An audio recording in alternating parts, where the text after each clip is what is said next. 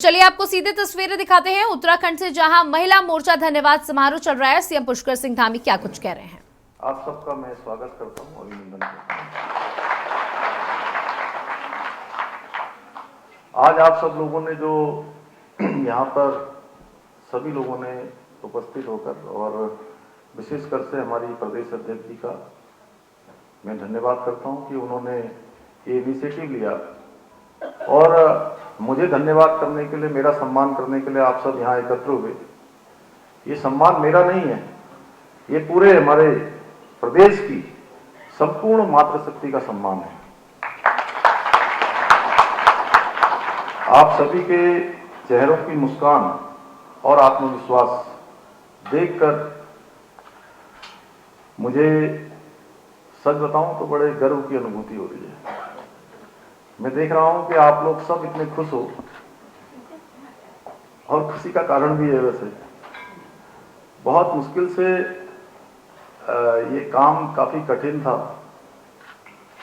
पहले हम लोगों ने जैसे ही यहाँ से उच्च न्यायालय का फैसला आया, हम लोग सुप्रीम कोर्ट में गए और सुप्रीम कोर्ट में भी काफी संघर्ष हम लोगों ने किया, लगातार इसकी मॉनिटरिंग करी और कुछ लोग तो समय समय पर जो जरा सा भी कुछ कोर्ट भी कोई निर्णय लेता है उसको भी सरकार के ऊपर थोप देते हैं।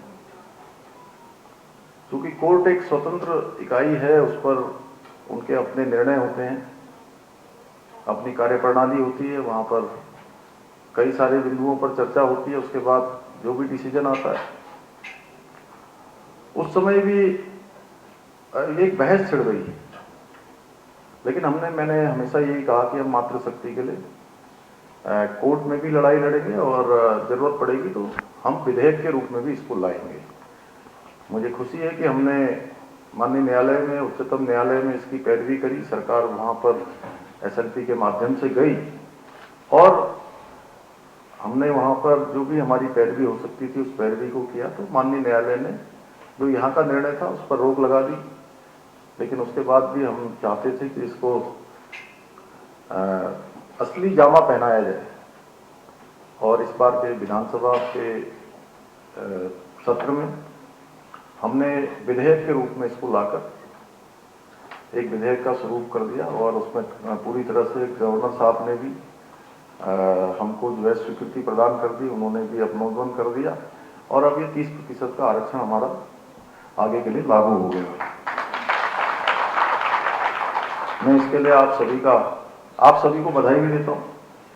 आप सबका धन्यवाद कि आप ही सब लोगों से ये प्रेरणा मिलती है कि इस प्रकार का जो काम था, क्योंकि ये होना बहुत जरूरी था। जैसा अभी नेहा ने कहा कि दिल्ली में, बम्बई में, अन्य शहरों में बहुत जो हमारी जहाँ का एक पहले से ही उस प्रकार का एटमॉस्फेयर मिलता है उनको बचपन से, वहाँ की महिलाओं को, मातृशक्ति को।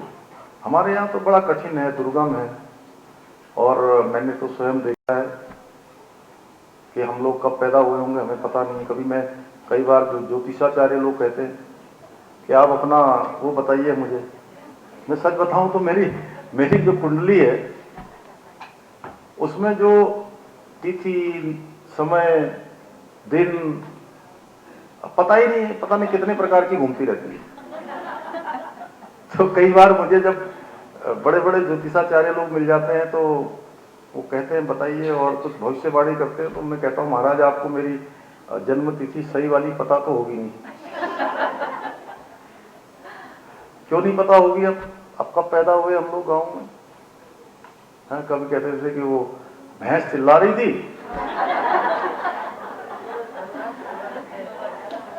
खाना खाने के इतने घड़ी बीत गए थे, रात यहाँ पहुंच गई थी, चंद्रमा वहां दिखाई दे रहे थे, तब पैदा हुए। तो आज भी हमारे यहाँ का जीवन इसी प्रकार से है। कितनी बार तो आज भी मैं देखता हूं और उस समय तो मैंने देखा है नजदीक से, अपनी माँ को भी देखा है, पीछे से बच्चे को यहाँ बांधा ऐसे और फिर घास काटने जाती थी जंगल में। एक बार तो मैं आपको बताऊं कि मैं बचपन में, मुझे याद है भी, मैं 4 साल का रहा हूँगा, 4 या 5 साल का, मुझे याद है भी। लेकिन मैं माता जी के साथ अपने मामा के घर जा रही थी। वो इतनी दूर है, कई घंटों लगते होंगे, मुझे लगता है 5, 6, 7, 8 घंटे लग जाते होंगे पैदल पैदल। तो वो आगे आगे जा रही थी, तो एक रास्ते में जो है छोटी सी गाड़ आ गई। हाँ, गाड़ सब समझ रहे हैं? चलने वाला पानी था तो गाड़ हुआ, गधेरे में तो पानी रुका रहता है ना। हाँ, चलता उसको गाड़ कहते हैं। छोटा नाला जैसा, नाले से थोड़ा बड़ा। तो उसको पार कर रहे थे। माता जी तो आगे निकल गई, अब मैंने भी कूद मारी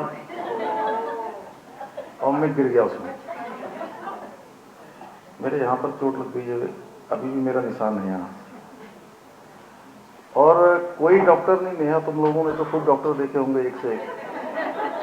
अभी तो छोटा सा कुछ, एक छोटी सी कांटा भी लग जाता है तो डॉक्टर को बुला लेते हैं। यहाँ पर घाव हो गया और मुझे याद है कुछ नहीं, वो माता जी ने अपनी धोती फाड़ी, उसी को बांध दिया मेरे से और उसे ठीक हो गया। मैं कुछ नहीं लगाया उसके बाद। तो ऐसे बच्चे पले बड़े,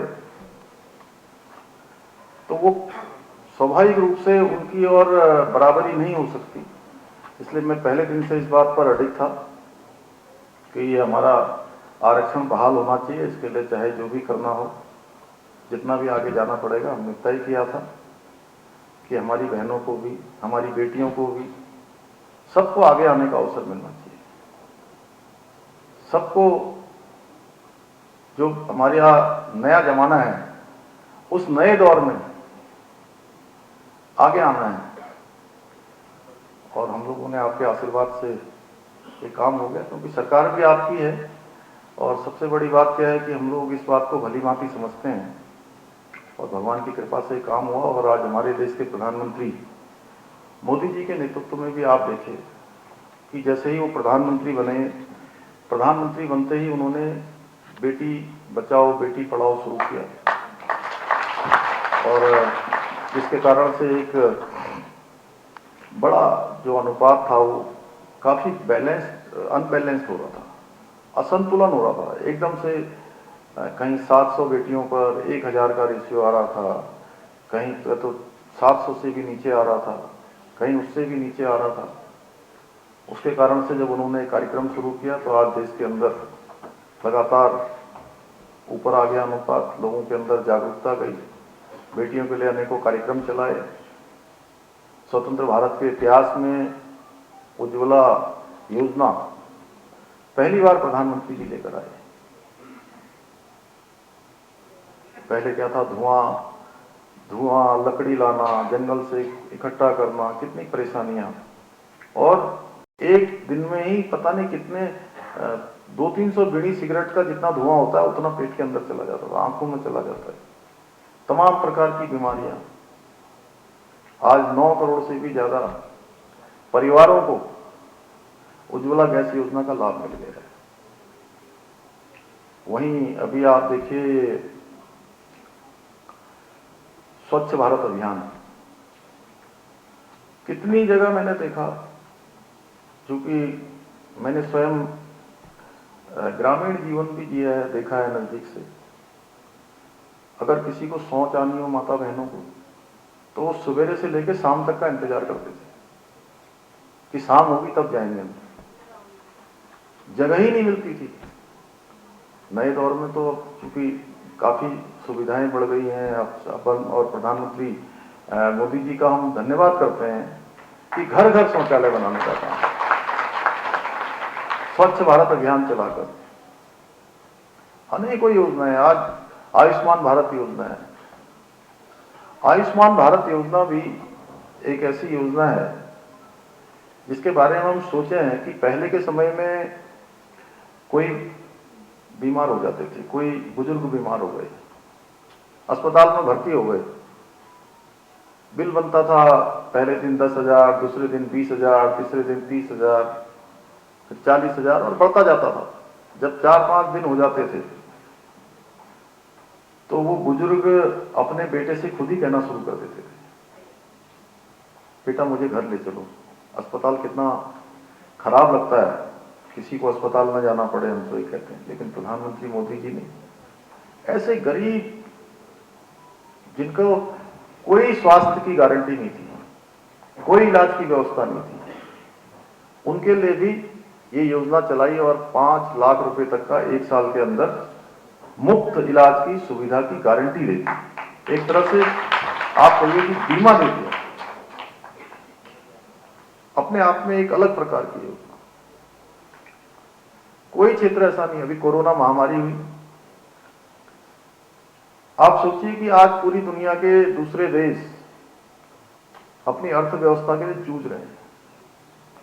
कोरोना का उनको वैक्सीन भी नहीं लग पाई कई जगह को, और यहां 230 करोड़ लोग, 230 करोड़ डोज है अभी तक लग गई है। पहली डोज मुफ्त में, दूसरी डोज मुफ्त में, तीसरी बूस्टर डोज के रूप में।